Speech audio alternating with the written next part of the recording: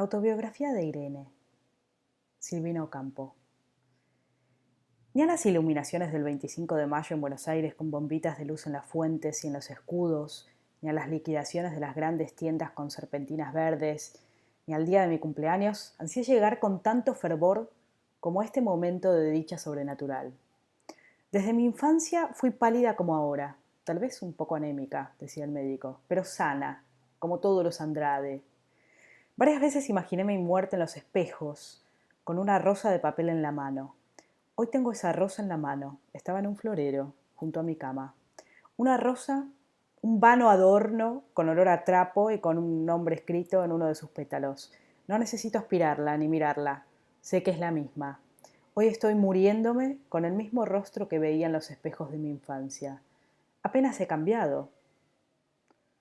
Acumulaciones de cansancios, de llantos y de risas han madurado, formado y deformado mi rostro. Toda morada nueva me parecerá antigua y recordada. La improbable persona que lea estas páginas se preguntará para quién narro esta historia. Tal vez el temor de no morir me obligue a hacerlo. Tal vez sea para mí que la escribo, para volver a leerla, si por alguna maldición siguiera viviendo. Necesito un testimonio. Me aflige solo el temor de no morir.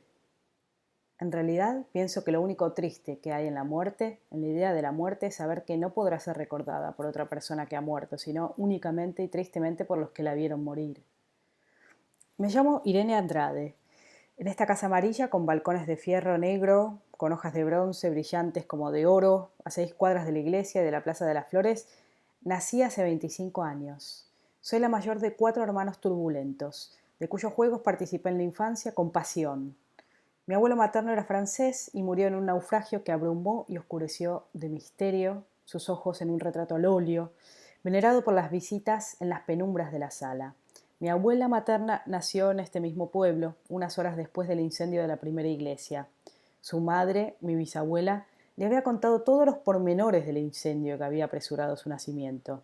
Ella nos transmitió esos relatos. Nadie conoció mejor aquel incendio, su propio nacimiento, la plaza sembrada de alfalfa, la muerte de Serapio Rosas, la ejecución de 2 reos en 1860 cerca del atrio de la iglesia antigua. Conozco a mis abuelos paternos por 2 fotografías amarillentas envueltas en una especie de bruma respetuosa. Más que esposos, parecían hermanos. Más que hermanos, mellizos. Tenían los mismos labios finos, el mismo cabello crespo, las mismas manos ajenas abandonadas sobre las faldas, la misma docilidad afectuosa. Mi padre, venerando la enseñanza que había recibido de ellos, cultivaba plantas. Era suave con ellas, como con sus hijos. Les daba remedios y agua, las cubría con lonas en las noches frías. Les daba nombres angelicales y luego, cuando eran grandes, las vendía con pesar. Acariciaba las hojas como si fueran cabelleras de niño. Creo que en sus últimos años les hablaba. Por lo menos fue la impresión que tuve. Todo esto irritaba secretamente a mi madre. Nunca me lo dijo, pero en el tono de su voz, cuando le oía decir a sus amigas, ahí está Leonardo con sus plantas, las quiere más que a sus hijos, yo adivinaba una impaciencia permanente y muda, una impaciencia de mujer celosa. Mi padre era un hombre de mediana estatura, de facciones hermosas y irregulares, de tez morena y pelo castaño, de barba casi rubia. De él, sin duda, habré heredado la seriedad, la flexibilidad admirada de mi pelo, la bondad natural del corazón y la paciencia. Esa paciencia que parecía casi un defecto, una sordera o un vicio. Mi madre, en su juventud, fue bordadora. Esa vida sedentaria dejó en ella un fondo como de agua estancada, algo turbio y a la vez tranquilo. Nadie se amacaba con tanta elegancia en la mecedora, nadie manejaba los géneros con tanto fervor. Ahora tendrá ya esa afectación perfecta que da la vejez. Yo solo veo en ella su maternal blancura, la severidad de sus ademanes y la voz. Hay voces que se ven y que siguen revelando la expresión de un rostro cuando éste ha perdido su belleza. Gracias a esa voz puedo averiguar todavía si son azules sus ojos o si es alta su frente. De ella habré heredado la blancura de mi tez, la afición a la lectura o a las labores y cierta timidez orgullosa y antipática para aquellos que, aun siendo tímidos, pueden ser o parecer modestos. Sin alarde, puedo decir que hasta los 15 años, por lo menos, fui la preferida de la casa, por la prioridad de mis años y por ser mujer. Circunstancias que no seducen a la mayor parte de los padres, que aman a los varones y a los menores. Entre los recuerdos más vívidos de mi infancia mencionaré un perro lanudo, blanco, llamado Jazmín, una virgen de 10 centímetros de altura, el retrato al óleo de mi abuelo materno, que ya he mencionado, y una enredadera con flores en forma de campanas, de color anaranjado, llamada viñoña o clarín de guerra. Vi al perro blanco en una especie de ensueño y luego con insistencia en la vigilia. Con una soga lo ataba a las sillas, le daba agua y comida, lo acariciaba y lo castigaba, lo hacía ladrar y morder. Esta constancia que tuve con un perro imaginario, desdeñando otros juguetes modestos pero reales, alegró a mis padres. Recuerdo que me señalaban con orgullo, diciéndoles a las visitas, vean cómo sabe entretenerse con nada. Con frecuencia me preguntaban por el perro.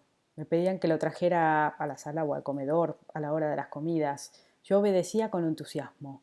Ellos fingían ver al perro que yo solo veía. Lo alababan o lo mortificaban para alegrarme o afligirme. El día que mis padres recibieron del Neuquén un perro lanudo blanco enviado por mi tío, nadie dudó que el perro se llamara Jazmín y que mi tío hubiera sido cómplice de mis juegos. Sin embargo, mi tío estaba ausente desde hacía más de 5 años. Yo no le escribía, apenas sabía escribir. Tu tío es adivino, recuerdo que me dijeron mis padres en el momento de mostrarme el perro. Aquí está Jazmín. Jazmín me reconoció sin asombro. Lo besé.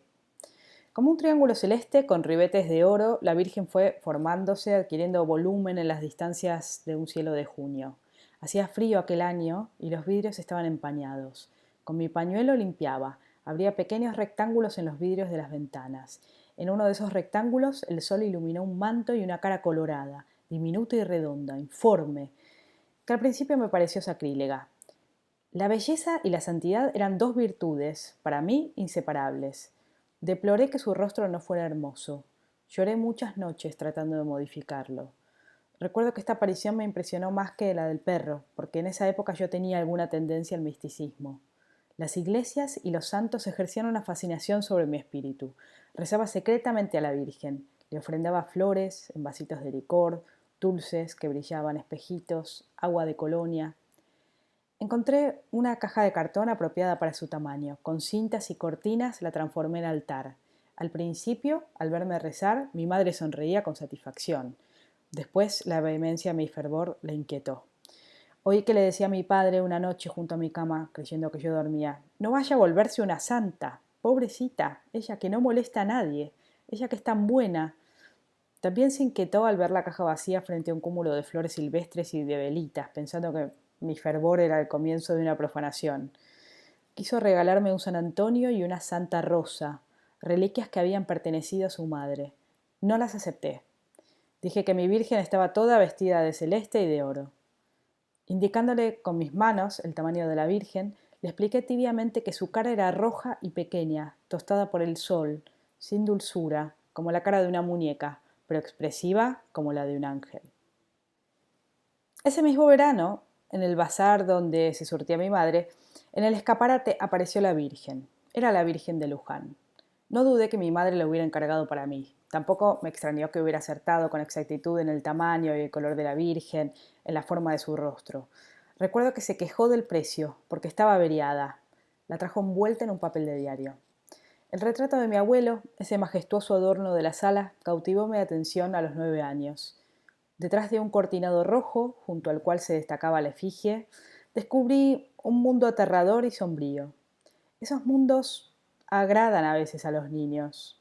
Grandes extensiones sonoras y oscuras, como de mármol verde, rotas, heladas, furiosas, altas, en partes como montañas, se estremecían. Junto a ese cuadro sentí frío y gusto a lágrimas en mis labios. En unos corredores de madera, mujeres con el pelo suelto, hombres afligidos, huían en actitudes inmóviles. Una mujer cubierta con una enorme capa, un señor de quien nunca vi el rostro, llevaban de la mano a un niño con un caballito de madera en los brazos. En alguna parte llovía. Una alta bandera flameaba al viento. Ese paisaje sin árboles, tan parecido al que podía ver a la caída de la tarde en las últimas calles de este pueblo, tan parecido y a la vez tan distinto, me perturbaba.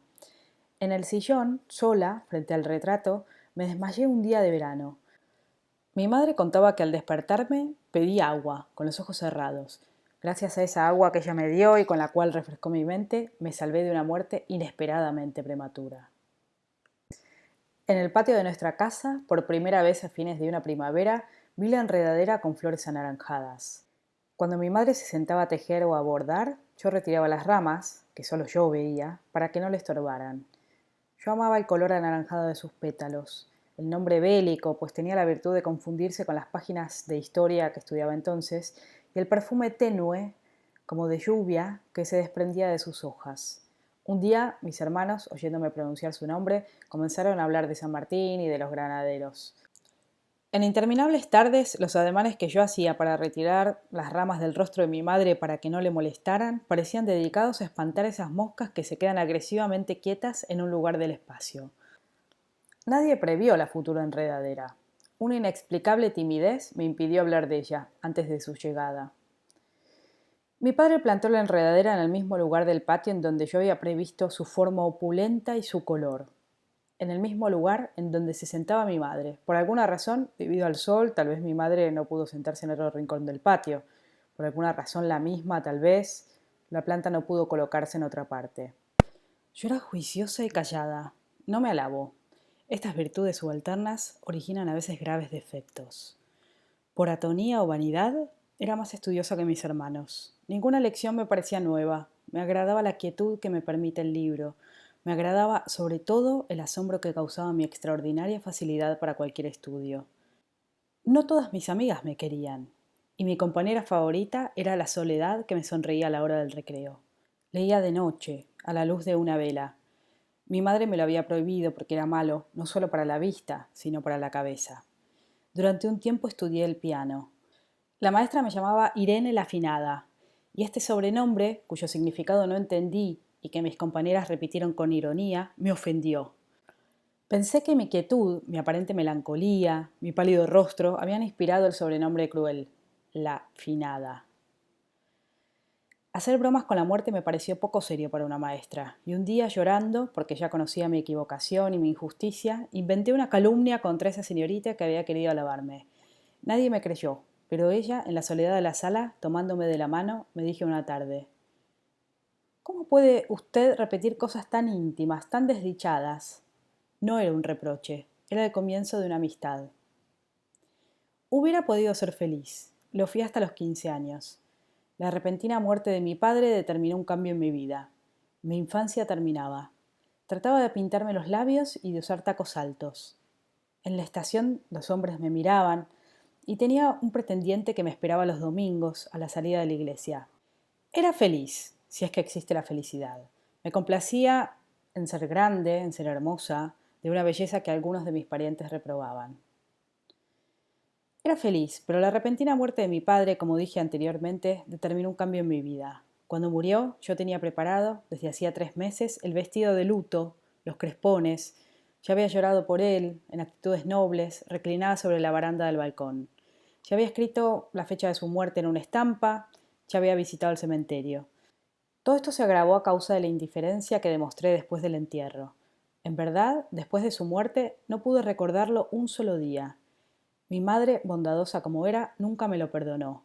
Aún hoy me mira con esa misma mirada rencorosa que despertó en mí por primera vez el deseo de morir. Aún hoy, después de tantos años, no olvida el anticipado vestido de luto, la fecha y el nombre escritos en una estampa, la visita inopinada al cementerio, mi indiferencia por esa muerte en el seno de una familia numerosa y afligida. Algunas personas me miraban con desconfianza. No podía reprimir mis lágrimas al oír ciertas frases sarcásticas y amargas, generalmente acompañadas de una guiñada. Solo entonces el olvido me pareció una dicha. Se dijo que yo estaba poseída por el demonio, que había deseado la muerte de mi padre para usar un vestido de luto y un prendedor de azabache, que lo había envenenado para frecuentar sin restricciones los bailes y la estación. Me sentí culpable de haber desencadenado tanto odio a mi alrededor. Pasé largas noches de insomnio. Logré enfermarme, pero no pude morir como lo había deseado. No se me había ocurrido que yo tuviera un don sobrenatural, pero cuando los seres dejaron de ser milagrosos para mí, me sentí milagrosa para ellos. Ni Jazmín ni la Virgen que se había roto con sus recuerdos existían. Me esperaba el porvenir austero, se alejaba la infancia. Me creí culpable de la muerte de mi padre. Lo había matado al imaginarlo muerto. Otras personas no tenían ese poder. Culpable y desdichada, me sentí capaz de infinitas felicidades futuras que únicamente yo podía inventar. Tenía proyectos para ser feliz. Mis visiones debían ser agradables, debía ser cuidadosa con mis pensamientos, tratar de evitar las ideas tristes, inventar un mundo afortunado. Era responsable de todo lo que sucedía. Trataba de eludir las imágenes de las sequías, de las inundaciones, de la pobreza, de las enfermedades de la gente de mi casa y de mis conocidos. Durante un tiempo este método pareció eficaz. Muy pronto comprendí que mis propósitos eran tan vanos como pueriles. En la puerta de un almacén tuve que presenciar la pelea de dos hombres. No quise ver el cuchillo secreto, no quise ver la sangre. La lucha parecía un abrazo desesperado. Se me antojó que la agonía de uno de ellos y el terror anhelante del otro eran la final reconciliación. Sin poder borrar un instante la imagen atroz, tuve que presenciar la nítida muerte, la sangre que a los pocos días se mezcló con la tierra de la calle. Traté de analizar el proceso, la forma en que se desarrollaban mis pensamientos. Mis previsiones eran involuntarias. No era fácil reconocerlas. Se presentaban acompañadas de ciertos signos inconfundibles, siempre los mismos. Una brisa leve, una brumosa cortina, una música que no se pudo cantar, una puerta de madera labrada, una frialdad en las manos, una pequeña estatua de bronce en un remoto jardín. Era inútil que tratara de evitar esas imágenes. En las heladas regiones del porvenir, la realidad es imperiosa. Comprendí entonces que perder el don de recordar es una de las mayores desdichas, pues los acontecimientos, que pueden ser infinitos en el recuerdo de los seres normales, son brevísimos y casi inexistentes para quien los prevé y solamente los vive. El que no conoce su destino inventa y enriquece su vida con la esperanza de un porvenir que no sobreviene nunca. Ese destino imaginado, anterior al verdadero, en cierto modo existe y es tan necesario como el otro. Las mentiras que dijeron mis amigas me parecieron a veces más ciertas que las verdades. He visto expresiones de beatitud en personas que vivían de esperanzas defraudadas. Creo que esa falta esencial de recuerdos, en mi caso, no provenía de una falta de memoria. Creo que mi pensamiento, ocupado en adivinar el futuro, tan lleno de imágenes, no podía demorarse en el pasado. Asomada a los balcones, veía pasar con caras de hombres a los niños que iban al colegio. De ahí mi timidez ante los niños. Veía las futuras tardes con sus diálogos, sus nubes rosadas o lilas, sus nacimientos, sus terribles tormentas, las ambiciones, las crueldades ineludibles de los hombres con los hombres y con los animales. Ahora comprendo hasta qué punto los acontecimientos alcanzaron a ser como últimos recuerdos para mí. Con cuánta desventaja reemplazaron los recuerdos. Por ejemplo, si yo no tuviera que morir, esta rosa en mi mano, este momento, no me dejarían recuerdos. Los habría perdido para siempre entre un tumulto de visiones de un destino futuro. Rescatada en las sombras de los patios, en los aguanes, en el atrio helado de la iglesia, reflexionaba con devoción. Trataba de apoderarme de los recuerdos de mis amigas, de mis hermanos, de mi madre, porque eran más extensos. Fue entonces que la visión conmovedora de una frente, luego de unos ojos, luego de un rostro, me acompañaron, me persiguieron, formaron mi anhelo. Muchos días, muchas noches tardó ese rostro en formarse. Esto es verdad. Tuve el deseo ardiente de ser una santa. Quise con vehemencia que ese rostro fuera el de Dios o el de un niño Jesús. En la iglesia, en las estampas, en los libros y en las medallas busqué aquel rostro adorable. No quise encontrarlo en otra parte. No quise que ese rostro fuera humano, ni actual, ni cierto. Pienso que a nadie le habrá costado tanto reconocer las amenazas del amor. Oh, deslumbrados llantos de mi adolescencia. Solo ahora puedo recordar el tenue y penetrante perfume de las rosas que Gabriel, mirándome en los ojos, me regalaba al salir del colegio. Esa presciencia hubiera durado toda una vida. En vano traté de postergar mi encuentro con Gabriel. Preveía ya la separación, la ausencia, el olvido. En vano traté de evitar las horas, los senderos, los lugares propicios a su encuentro. Esa presciencia hubiera podido durar toda una vida, pero el destino puso en mis manos las rosas y ante mis ojos, sin asombro, al verdadero Gabriel. Inútiles fueron mis lágrimas. Inútilmente copié las rosas en papel, escribí nombres, fechas en los pétalos. Una rosa podrá ser perpetuamente invisible en un rosal, frente a nuestra ventana o en una mano enamorada que nos la ofrece. Solo el recuerdo la conservará intacta, con su perfume, su color y la devoción de las manos que la ofrecieron. Gabriel jugaba con mis hermanos. pero cuando yo aparecía con un libro o con mi bolso de labores y me sentaba en una silla del patio, dejaba sus juegos para ofrecerme el homenaje de su silencio. Pocos niños fueron tan sagaces. Con pétalos de flores, con hojas, construía pequeños aeroplanos. Cazaba luciérnagas y murciélagos. Los amaestraba. De tanto observar los movimientos de mis manos, había aprendido a hacer labores. Bordaba sin ruborizarse. Los arquitectos hacían planos de casas. Él, cuando bordaba, hacía planos de jardines. Me amaba. En la noche, en el patio oscurecido de mi casa, yo sentía crecer, con la naturalidad de una planta, su amor involuntario. Ah, cómo esperé penetrar sin saberlo en el claustral recuerdo de esos momentos. Con qué anhelo, sin saberlo, esperé la muerte, única depositaria de mis recuerdos. Una fragancia hipnótica, un murmullo de ternas hojas en los árboles, acude para guiarme por los senderos tan olvidados de aquel amor. A veces, un acontecimiento que me parecía laberíntico, lento en desenrollarse, casi infinito, cabe en dos palabras. Mi nombre, escrito en tinta verde o con un alfiler en su brazo que ocupó 6 meses de mi vida, ocupa ahora una sola frase. ¿Qué es estar enamorado? Durante años se lo pregunté a la maestra de piano y a mis amigas. ¿Qué es estar enamorado? Recordar en la complicación de otros espacios una palabra, una mirada, multiplicarlas, dividirlas, transformarlas como si nos desagradaran, compararlas sin tregua.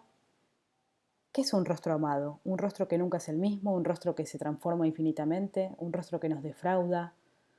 Silencio de claustros y de rosas había en nuestro corazón. Nadie pudo adivinar el misterio que nos unía. Ni aquellos lápices de colores, ni las pastillas de goma, ni las flores que me regaló nos delataron. Grababa mi nombre en los troncos de los árboles, con su cortaplumas, y durante las penitencias lo escribía con tiza en la pared. Cuando me muera, le regalaré todos los días bombones y escribiré su nombre en todos los troncos de árboles del cielo, me dijo un día. ¿Cómo sabes que iremos al cielo? Le respondí. ¿Cómo sabes que en el cielo hay árboles y cortaplumas? ¿Acaso Dios te permitirá recordarme? ¿Acaso en el cielo te llamarás Gabriel y yo Irene? ¿Tendremos el mismo rostro y nos reconoceremos? Tendremos el mismo rostro, y si no lo tuviéramos, también nos reconoceríamos. Aquel día de carnaval, cuando usted se vistió de estrella y hablaba con una voz de hielo, la reconocí. Con los ojos cerrados, después la he visto muchas veces. Me has visto cuando no estaba, me has visto en tu imaginación. La he visto cuando jugábamos a los heridos, cuando yo era el herido y me vendaban los ojos, adivinaba su llegada. Porque yo era enfermera y tenía que llegar. Veías por debajo de la venda, hacías trampa, fuiste siempre tramposo. Sin trampa la reconocería en el cielo. Disfrazada la reconocería, con los ojos vendados la vería llegar. ¿Entonces crees que no habrá diferencias entre este mundo y el cielo? Nos faltará lo que aquí nos incomoda, parte de la familia, las horas de acostarse, algunas penitencias y los momentos en que no la veo. Tal vez sea mejor el infierno que el cielo, me dijo otro día, porque el infierno es más peligroso y me gusta sufrir por usted. Vivir entre llamas, por una culpa, salvarla continuamente de los demonios y del fuego, sería para mí una dicha. ¿Pero quieres morir en pecado mortal? ¿Por qué mortal y no inmortal? Nadie olvida a mi tío. Cometió un pecado mortal y no le dieron la extremaunción. Mi madre me dijo, es un héroe, no escuches los comentarios de la gente. ¿Por qué piensas en la muerte? Generalmente los jóvenes evitan esas conversaciones tristes y desfavorables, protesté un día. Pareces un viejo en este momento. Mírate en un espejo. No había ningún espejo cerca. Se miró en mis ojos. No parezco un viejo. Los viejos se peinan de otro modo. Pero soy grande ya y conozco la muerte, me contestó. La muerte se parece a la ausencia. El mes pasado, cuando mi madre me llevó por 2 semanas al azul, mi corazón se detenía y en mis venas, en lugar de sangre, tristemente sentí correr un agua fría. Pronto tendré que irme más lejos y por un tiempo indeterminado. Me reconforta imaginar algo más fácil, la muerte o la guerra. A veces mentía para conmoverme. Estoy enfermo. Anoche me desmayé en la calle. Si le reprochaba sus mentiras, me contestaba, solo se miente a la gente que uno quiere. La verdad induce a muchos errores. Nunca me olvidaré de ti, Gabriel. El día en que le dije esta frase ya lo había olvidado. Sin aflicciones, sin llantos, ya acostumbrada a su ausencia, me alejé de él antes de que se fuera. Un tren lo arrancó de mi lado. Otras visiones me separaban ya de su rostro, otros amores, despedidas menos conmovedoras. A través de un vidrio en la ventanilla del tren vi su último rostro, enamorado y triste, borrado por las imágenes superpuestas de mi vida futura. No fue por falta de entretenimientos que mi vida se tornó melancólica. Alguna vez confundí mi destino con el destino de la protagonista de una novela. Debo confesarlo, confundí la prevista cara de una lámina con una cara verdadera. Esperé algunos diálogos que después leí en un libro, en una ciudad desconocida, en el año 1890. No me asombraba la anticuada vestimenta de los personajes. ¿Cómo van a cambiar las modas? Pensaba con indiferencia. La figura de un rey, que no parecía rey, porque solo mostraba la cabeza en una lámina de un libro de historia, en las penumbras de otoño me dedicaba sus miradas afectuosas. Antes, los textos de los libros y sus personajes no se me habían aparecido como futuras realidades. Es cierto que hasta entonces no había tenido la oportunidad de ver tantos libros. Los libros de uno de mis abuelos estaban relegados al último cuarto de la casa, atados con piolines, envueltos en telarañas. Los vi cuando mi madre decidió venderlos. Durante varios días los revisamos pasándoles trapos y plumeros, pegándoles las hojas rotas. Yo leía en los momentos de soledad. Alejada de Gabriel, comprendí milagrosamente que solo la muerte me haría recuperar su recuerdo. La tarde que no me perturbaran otras visiones, otras imágenes, otro porvenir, sería la tarde de mi muerte, y yo sabía que la esperaría con esta rosa en la mano. Sabía que el mantel que iba a bordar durante meses, con margaritas celestes y no me olvides rosados, con guirnaldas de glicinas amarillas y una glorieta entre palmas, se estrenaría en la noche de mi velorio. Sabía que ese mantel iba a ser alabado por las visitas que me habían hecho llorar 10 años antes. Oí las voces, un coro de voces femeninas repitiendo mi nombre, gastándolo con adjetivos tristes. Pobre Irene, desdichada Irene. Y luego otros nombres que no eran de personas, nombres de masitas, nombres de plantas, proferidos con doliente admiración. ¡Qué deliciosas palmeras! ¡Qué magdalenas! Pero con la misma tristeza y con insistencia de salmo. El coro repetía, ¡pobre Irene! Oh, esplendores falsos de la muerte. El sol ilumina el mismo mundo. Nada ha cambiado cuando todo ha cambiado para un solo ser. Moisés previó su muerte. ¿Quién era Moisés? Yo creía que nadie había previsto su propia muerte. Yo creía que Irene Andrade, esta modesta argentina, había sido el único ser en el mundo capaz de describir su muerte antes de su muerte. Vivía esperando ese límite de vida que me acercaría al recuerdo. Tuve que tolerar infinitos momentos. Tuve que amar las mañanas como si fueran definitivas. Tuve que amar algunas sombras de la plaza, en los ojos de Hermindo. Tuve que enfermarme de fiebre tifus y hacerme cortar el pelo. Conocí a Teresa, a Benigno. Conocí el manantial de los amores, el centinela del Tandil. En Monte, en la estación, tomé té con leche, con mi madre, después de visitar a una señora que era maestra de labores y tejidos. Frente al hotel del jardín vi la agonía de un caballo que parecía de barro. Las moscas y un hombre con un látigo lo vejaban. No llegué nunca a Buenos Aires. Una fatalidad impidió ese proyectado viaje. No vi perfilarse el oscuro tren en Constitución, y no lo veré. Tendré que morir sin ver los jardines de Palermo, la Plaza de Mayo iluminada y el Teatro Colón con sus palcos y sus artistas, desesperados, cantando con una mano sobre el pecho. Contra un fondo melancólico de árboles consentí que me fotografiaran con un hermoso peinado alto, con los guantes puestos y un sombrero de paja adornado con guindas rojas, tan estropeadas que parecían naturales. Cumplí los últimos episodios de mi destino con lentitud. Confesaré que me equivoqué de modo extraño al prever mi fotografía. Aunque la encontré parecida, no reconocí mi imagen. Me indigné contra esa mujer que, sin sobrellevar mis imperfecciones, había usurpado mis ojos, la postura de mis manos y el óvalo cuidadoso de mi cara. Para los que recuerdan, el tiempo no es demasiado largo. Para los que esperan, es inexorable. En un pueblo todo se termina pronto. Ya no habrá casas ni personas nuevas que conocer, pensaba para consolarme. Aquí llega, más pronto, la muerte. Si hubiera nacido en Buenos Aires, interminable hubiera sido mi vida, interminables mis penas. Recuerdo la soledad de las tardes cuando me sentaba en la plaza. ¿Hería la luz mis ojos para que no fuera de tristeza que lloraba? Tiene 30 años y todavía no se ha casado, decían algunas miradas.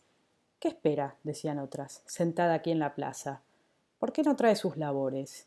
Nadie la quiere, ni sus hermanos. A los 15 años mató a su padre. El diablo se apoderó de ella, quién sabe en qué forma. Estas pobres y monótonas previsiones del futuro me deprimieron. Pero yo sabía que en esa región enrarecida de mi vida, ahí donde no había amor, ni rostros, ni objetos nuevos, donde ya nada sucedía, empezaba el final de mi tormento y el principio de mi dicha. Trémula me acercaba al pasado. Un frío de estatua se apoderó de mis manos. Un velo me separaba de las casas, me alejaba de las plantas y de las personas. Sin embargo, por primera vez las veía dibujadas con claridad, con todos sus detalles, minuciosamente. Una tarde de enero, yo estaba sentada junto a la fuente de la plaza en un banco. Recuerdo el calor sofocante del día y la frescura inusitada que trajo la puesta del sol. En alguna parte, seguramente, había llovido. Tenía la cabeza reclinada en mi mano. Tenía en la mano un pañuelo, actitud melancólica, que a veces inspira el calor y que en aquel momento parecía inspirada por la tristeza. Alguien se sentó a mi lado. Me habló una voz suave de mujer. Este fue nuestro diálogo. Perdone mi atrevimiento. Por falta de tiempo, desdeño los preámbulos de la amistad. Yo no vivo en este pueblo, la casualidad me trae de vez en cuando. Aunque vuelva a sentarme en esta plaza, no es probable que nuestra entrevista se repita. Tal vez no vuelva a verla, ni en el balcón de una casa, ni en una tienda, ni en el andén de la estación, ni en la calle. Me llamo Irene, repuse, Irene Andrade. ¿Usted ha nacido aquí? Sí, he nacido y moriré en el pueblo. Nunca se me ocurrió la idea de morir en un lugar determinado, por triste o por encantador que fuera. Nunca pensé en mi muerte como cosa posible. Yo no he elegido este pueblo para morir en él. El destino designa lugares y fechas, sin consultarnos. El destino resuelve las cosas y no las participa. ¿Cómo sabe usted que va a morir en este pueblo? Usted es joven y no parece enferma. Uno piensa en la muerte cuando uno está triste. ¿Por qué está triste? No estoy triste. No tengo miedo de morir y nunca me ha defraudado el destino. Estas son mis últimas tardes. Estas nubes rosadas serán las últimas, con sus formas de santos, de casas, de leones. Su cara será la última cara nueva. Su voz, la última que oigo. ¿Qué le ha sucedido? Nada me ha sucedido, y felizmente pocas cosas han de sucederme. No tengo curiosidades. No quiero conocer su nombre, no quiero mirarla. Las cosas nuevas me perturban, retardan mi mente. ¿Nunca ha sido feliz? ¿No son esperanzas ciertos recuerdos? No tengo recuerdos. Los ángeles me traerán todos mis recuerdos el día de mi muerte. Los querubines me traerán las formas de los rostros, me traerán todos los peinados y las cintas, todas las posturas de los brazos, las formas de las manos del pasado. Los serafines me traerán el sabor, la sonoridad y la fragancia, las flores regaladas, los paisajes. Los arcángeles me traerán los diálogos y las despedidas, la luz, el silencio conciliador. Irene, me parece que la conozco desde hace mucho tiempo. He visto su rostro en alguna parte, tal vez en una fotografía, con un peinado alto, con cintas de terciopelo y un sombrero con guindas. ¿No existe una fotografía suya, con un fondo melancólico de árboles? ¿Su padre no vendía plantas hace tiempo? ¿Por qué quiere morirse? No baje los ojos. ¿No admite la belleza del mundo? Usted desea morir porque en las despedidas todo se vuelve más definitivo y hermoso. Para mí la muerte será una llegada y no una despedida. Llegar no es tan agradable. Hay personas que ni al cielo llegarían con alegría. Hay que habituarse a los rostros, a los lugares más deseados. Hay que acostumbrarse a las voces, a los sueños, a la dulzura del campo. A ningún lugar llegaría por primera vez. Yo reconozco todo. Hasta el cielo a veces me inspira temor. El temor de sus imágenes, el temor de reconocerlo. Irene Andrade, yo quisiera escribir su vida. ¡Ah! Si usted me ayudase a defraudar el destino no escribiendo mi vida, ¿qué favor me haría? Pero él escribirá. Ya veo las páginas, la letra clara de mi triste destino. Comenzará así. Ni a las iluminaciones del 25 de mayo en Buenos Aires con bombitas de luz en las fuentes y en los escudos, ni a las liquidaciones de las grandes tiendas con serpentinas verdes, ni al día de mi cumpleaños, ansí llegar con tanto fervor como este momento de dicha sobrenatural. Desde mi infancia fui pálida como ahora.